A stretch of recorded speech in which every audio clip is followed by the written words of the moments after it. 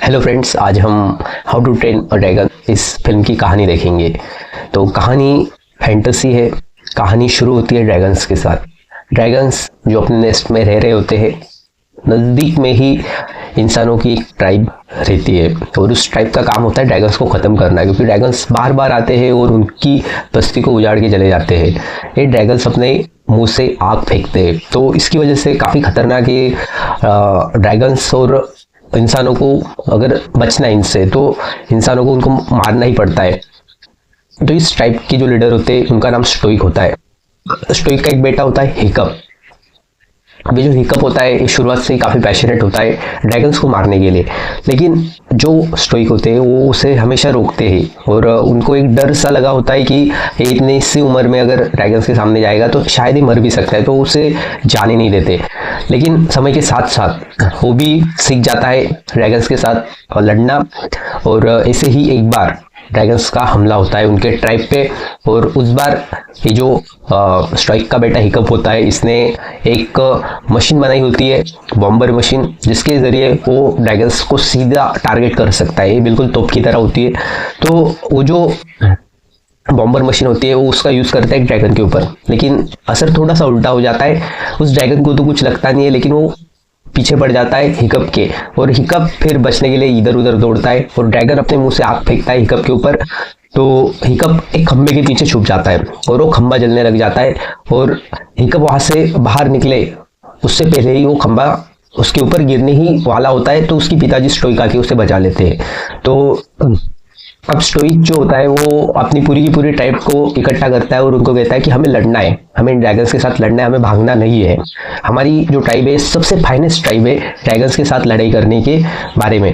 तो उसके बाद ऐसे ही एक दिन हिकअप जंगल चला जाता है और उसे एक वहाँ पे ड्रैगन मिलता है।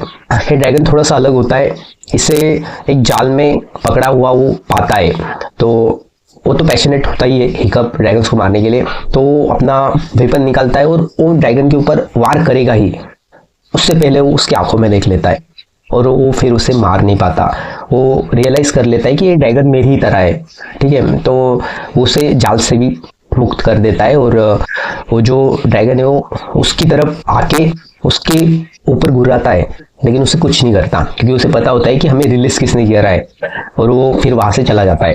लेकिन इस बीच में एक छोटी सी केमिस्ट्री हिकअप और उस ड्रैगन के बीच में बन जाती है। हिकअप उसे नाम दे देता है टूथलेस करके, क्योंकि उसके जो दांत होते हैं वो छोटे छोटे होते हैं। तो ये जो टूथलेस होता है और हिकअप होता है, इनकी केमिस्ट्री आगे पूरी कहानी चलेगी।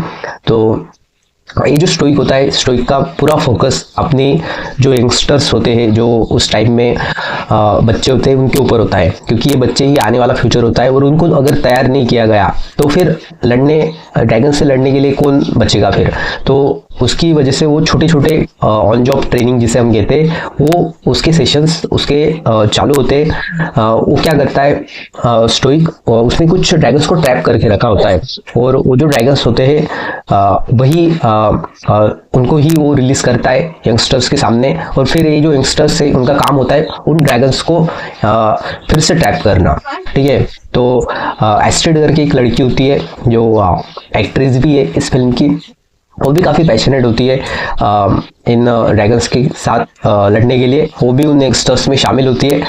और ऐसे ही एक दिन ये जो हिकअप होता है वो अपने पिताजी के पास यानी स्टोइक के पास जाके ये बताता है कि मैंने उस ड्रैगन को छोड़ दिया, मैं उसे मार नहीं पाया, शायद ये मैं कर नहीं पाऊंगा।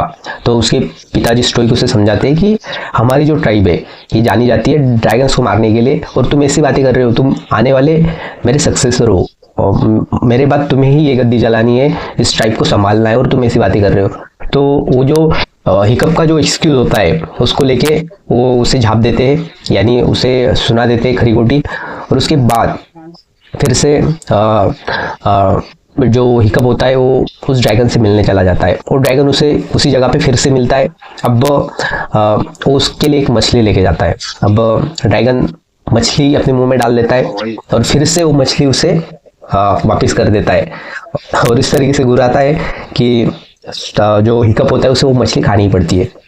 अब हिकअप उसका एक डिजाइन बना रहा होता है, उसे शार्पली देख रहा होता है, तो उसे ही पता चलता है उसके ऑब्जर्वेशन में कि ये जो टूथलेस है यानी उस ड्रैगन, उसका जो टेल पार्ट का विंग है वो टूटा हुआ है, इसकी वजह से ये उड़ नहीं पा रहा है। ठीक है, तो हिकअप घर जाता है, उसने एक अपनी जो नोटबुक होती है उस पर एक डिज़ाइन बनाई होती है, उस डिज़ाइन के अकॉर्डिंग वो एक शेप तैयार करता है, एक तरीके से एक आर्टिफिशियल विंग तैयार करता है टूथलेस के लिए, और फिर वो फिर से विजिट करता है टूथलेस को और उसे वो विंग वो जोड़ देता है। ठीक है, और उसे एंगेज करने के लिए वो बहुत सारी मछलियाँ भी लेके जाता है। जब टूथलेस मछलियाँ खा रहा होता है तो हिकअप अपना काम कर देता है और उसे वो जो विंग जोड़ना होता है वो जोड़ देता है, लेकिन तुरंत ही वो जो टूथलेस होता है वो उड़ जाता है और हिकअप तब उसके टेल पे ही बैठा होता है, तो उसको एक तरीके से एक एडवेंचरस राइड जो है उसका मजा मिल जाता है। वो होल्ड कर लेता है, और ड्रैगन्स कैसे उड़ते हैं हमें पता ही है, वो ऊपर से नीचे, नीचे से ऊपर। अगर आपने गेम ऑफ थ्रोन्स देखी होगी तो आपको पता ही होगा ड्रैगन्स पे बैठना और उन पर राइड करना कितना मुश्किल है। तो ये काफ़ी एडवेंचरस राइड होती है। और फिर से स्टोइक सारे यंगस्टर्स को इकट्ठा करता है और अब की बार वो उन्हें सेल करके एक अलग जगह पे लेके जाता है जहाँ पे एक डबल हेडेड ड्रैगन उनको मिलता है। ये जो डबल हेडेड ड्रैगन होता है ये इसे कंट्रोल करना अब यंगस्टर्स के बस की बात नहीं होती, लेकिन यहाँ पे जो हिकअप होता है वो ड्रैगन से बात करना सीख जाता है और कम्युनिकेट करना और उनको काम करना, ये सब हिकअप ने थोड़ा सा सीख लिया होता है। तो इस बार हिकअप उस डबल हेडेड ड्रैगन को शांत कर लेता है और उसे ट्रैप कर लेता है। तो उसके पिताजी को बहुत खुशी होती है कि मेरे बेटे ने ये सब किया। तो उसे वो उसकी माँ का एक ट्रेडिशनल क्राउन होता है वो उसे देते हैं, एक तरीके से वो एक ऑनर है, उसे वो मिल जाता है।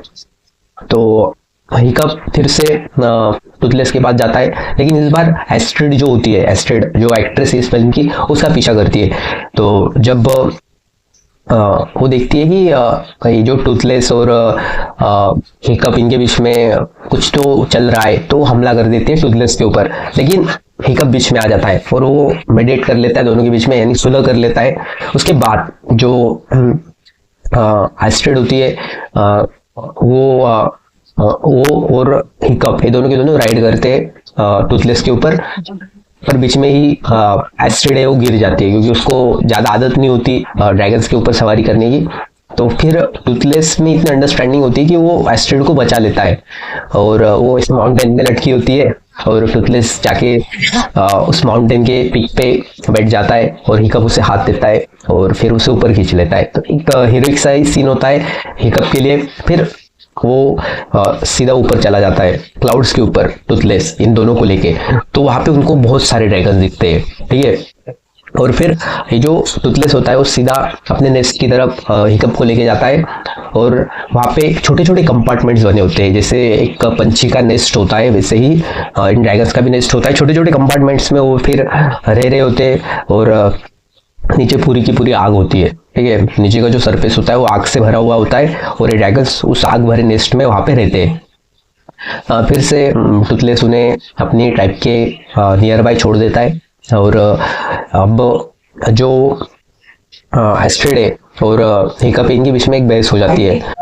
एस्ट्रिड कहती है हिकअप से कि देखो इन ड्रैगन्स ने हमारे इतने लोगों को मारा है, हमारा खाना इन्होंने चुराया है, ये हमारे ऊपर हमला करते हैं और तुम इन्हें बचाना चाह रहे हो अपना, क्यों, किसके लिए?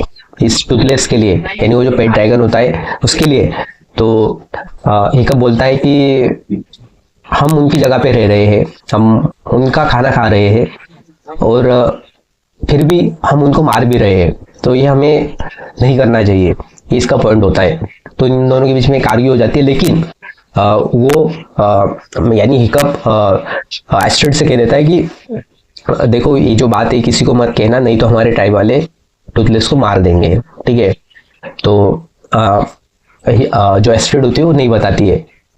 फिर उसकी जो पिताजी होते हैं स्टोइक, वो फिर से एक घोषणा करते हैं कि ये जो ट्राइब इसका जो स्लेयर है वो हिकअप होगा, क्योंकि हिकअप ने डबल हेडेड ड्रैगन को ट्रैप किया होता है। तो अब ये जो एक नई जंग एक ड्रैगन और हिकअप के बीच में लड़वाता है स्टोइक। ये ड्रैगन थोड़ा सा खतरनाक होता है, ये फ्यूरियस होता है और अपनी फायर से वो बहुत सारे लोगों को जला भी देता है। जैसे उसे ट्रैप से बाहर निकाला जाता है तो उसे लड़ना ये हिकअप के बस की बात नहीं होती। फिर भी हिकअप अपनी जो स्किल्स उसने सीखी होती है उसके द्वारा वो उसे काम करने की कोशिश करता है, अपने आर्मर्स डाल देता है, अपने वेपन्स डाल देता है और सीधा ऐसे हाथ कर देता है उसके ऊपर, तो वो शांत होने लग जाता है। लेकिन जब स्टोइक ये सब देखता है ना, स्टोइक को लगता है कि अब हिकअप मारा जाएगा, तो वो बैटल को इंटरप्ट करता है और बैटल को बंद करने की घोषणा करता है। तो इससे फिर से वो जो ड्रैगन होता है, ट्रैप ड्रैगन, वो एग्रेसिव हो जाता है और वो हिकअप को मारने ही जा रहा होता है। तभी हिकअप स्क्रीम करता है और उसकी आवाज जाती है टूथलेस तक। तो टूथलेस तभी हिकअप को बचाने के लिए उस टाइम में आ जाता है और उस ड्रैगन के साथ लड़ाई करता है और हिकअप को बचा लेता है। लेकिन इसका मुआवजा उसे ये देना पड़ता है कि टूथलेस अब बंधक बन जाता है उस टाइप का और टूथलेस को मारने ही जा रहा होता है। लेकिन हिकअप बीच में आ जाता है। हिकअप कहता है कि प्लीज आप इसे छोड़ दो, ये मतलब इसे वो पता है जो हमें नहीं पता, इसे नेस्ट का पता है। और जब स्टोइक को पता चलता है कि हिकअप को टूथलेस को नेस्ट का पता है, तो वो उसे बंधक बना लेता है और उसे सेल करके नेस्ट की तरफ लेके जाता है। और जब पूरी की पूरी ट्राइब ड्रैगन्स को लड़ने के लिए नेस्ट की तरफ चल पड़ती है, तो वहाँ पे वो पहला हमला कर देती है ट्राइब उस नेस्ट के ऊपर। तो उनको कुछ वहाँ पे ड्रैगन से रिस्पॉन्स नहीं मिलता।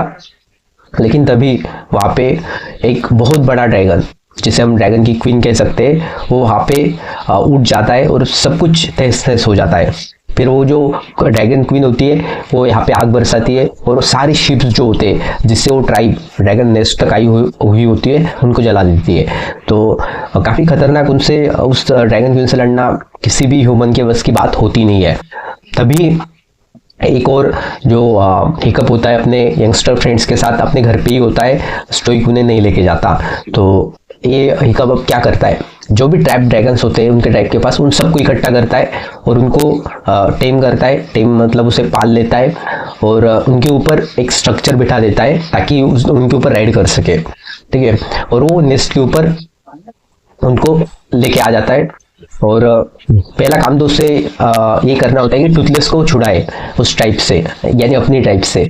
तो इस बार जो स्टोइक होता है वो जब देखता है कि हम हार रहे हैं, तो वो टूथलेस को रिलीज कर देता है और इसमें हिकअप भी उसकी मदद करता है। तो इस तरीके से टूथलेस फिर से एक बार रिलीज हो जाता है। अब हिकअप टूथलेस की राइड करता है, उसके ऊपर आ जाता है और फिर उसके बाद सीधा वो क्वीन से बैटल शुरू कर देता है। क्वीन का एक बहुत बड़ा डिसएडवांटेज होता है, वो बहुत बड़ी होती है साइज में और वो उड़ भी सकती है, लेकिन वो अपने आप को संभाल नहीं पाती जब वो नीचे आती है। तो ये बात टूथलेस को पता होती है। टूथलेस बहुत ऊपर लेके जाता है उस ड्रैगन क्वीन को और उसके बाद सीधा वर्टिकली नीचे आता है।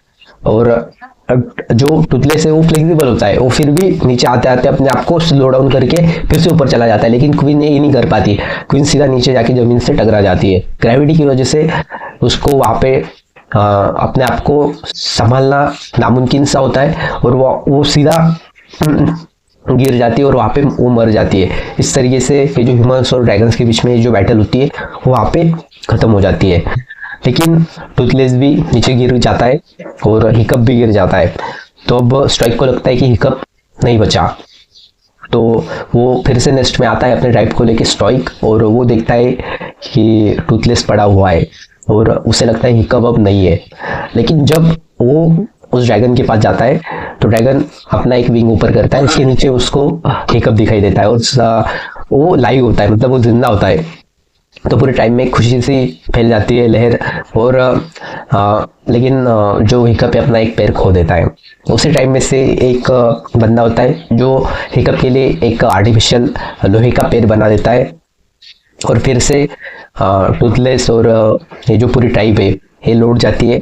लेकिन इस बार ड्रैगन्स जो होते हैं वो ट्राइब के दुश्मन नहीं होते, वो ट्राइब के साथ होते हैं। तो एक तरीके से ह्यूमन और ड्रैगन्स की जो कंपेनियनशिप है वो इस पिक्चर के क्लाइमैक्स में दिखाई गई है, और इस तरीके से इस पिक्चर का द एंड होता है। तो दोस्तों, अगर आपको ये स्टोरी अच्छी लगी हो तो वीडियो को लाइक ज़रूर करना, चैनल को ऐसे ही मूवी एक्सप्लेनेशन वीडियोज़ के लिए सब्सक्राइब जरूर कर लेना। तब तक के लिए बाय।